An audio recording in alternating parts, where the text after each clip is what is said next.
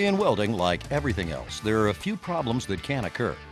These are a few that you might experience. Bird nesting is a common problem.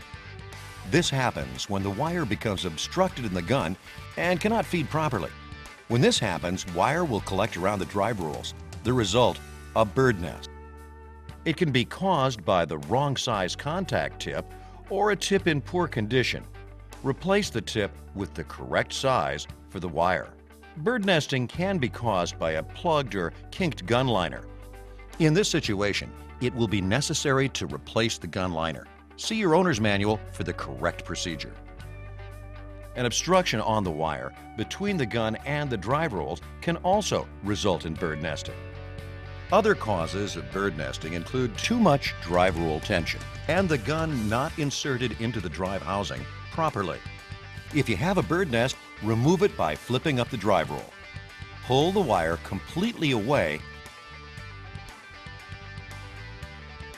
then refeed the wire, making sure that there are no kinks or strong bends in the wire.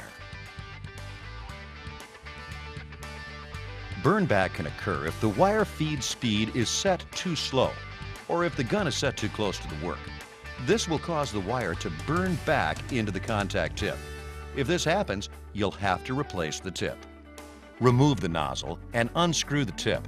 Be aware that the tip may have welded to the wire.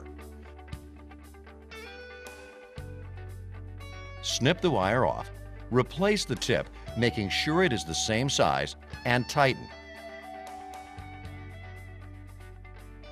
Reinstall the nozzle, making sure that the contact tip is flush with the nozzle.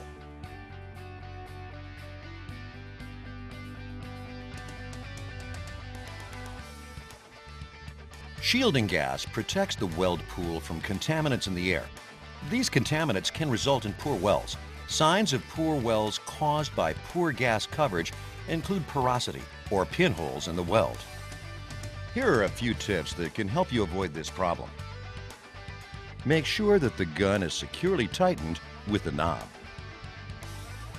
Make sure that your gas connections are correct and secure. Then check the flow gauge to make sure that the tank has sufficient gas. When adjusting your flow, remember that a typical flow rate is 20 to 30 CFH. All Millermatics are equipped with thermal overload protection. This is done to prevent damage to the Millermatic. The duty cycle of each machine determines how long it can be run in a 10-minute period at its rated output before it must be allowed to cool. This period will vary depending upon which Millermatic you are using.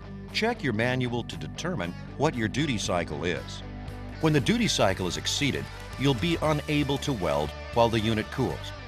When the unit has cooled down, the circuit will reset itself and you'll be able to continue to weld. It's not necessary to power down the unit during cool down. The fan operation will speed up the cool down process. Continually subjecting your Millermatic to thermal overload may cause permanent damage. For other problems you may have in welding, check the section of this CD titled Frequently Asked Questions.